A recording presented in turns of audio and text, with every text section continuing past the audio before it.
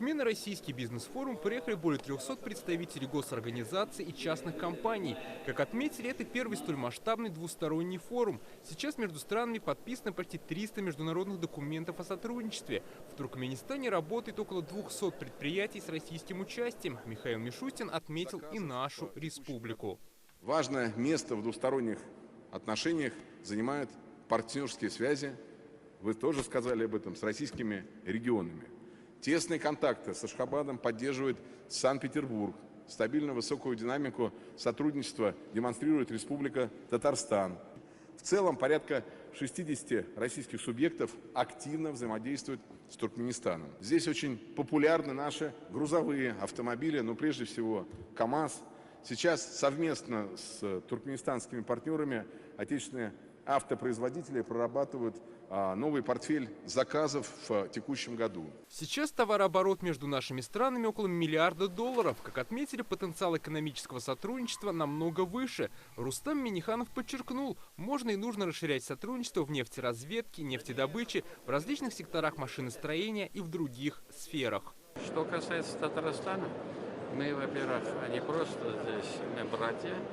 Значит, наши исторические корни очень близкие, и мы это знаем, помним и это чувствуем. У нас много проектов в части экономики, это и КАМАЗ, и Татнефть, и Кархолдинг, и другие наши компании.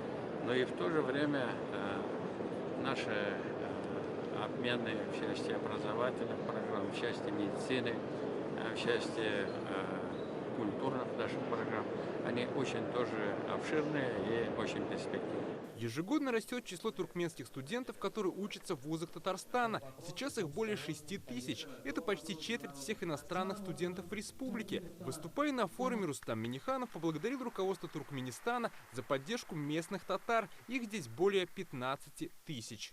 Мы уделяем большое внимание национально-культурной автономии туркмен. Их более 3000 уже сегодня. Ежегодно в республике мы проводим международный экономический саммит «Россия. Исламский мир», Казань-форум, который с этого года станет площадкой федерального значения. Михаил Владимирович в своем выступлении пригласил, и мы, конечно же, будем очень рады туркменскую делегацию хотим видеть и на этом форуме, и по другим нашим проектам.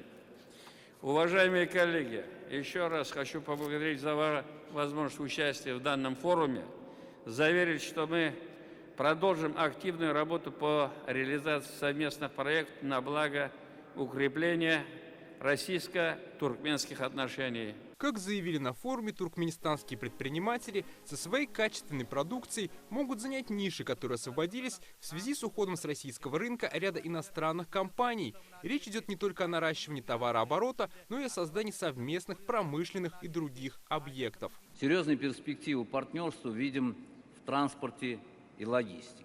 Особый приоритет здесь приобретает сотрудничество в сфере железнодорожного транспорта и судостроения.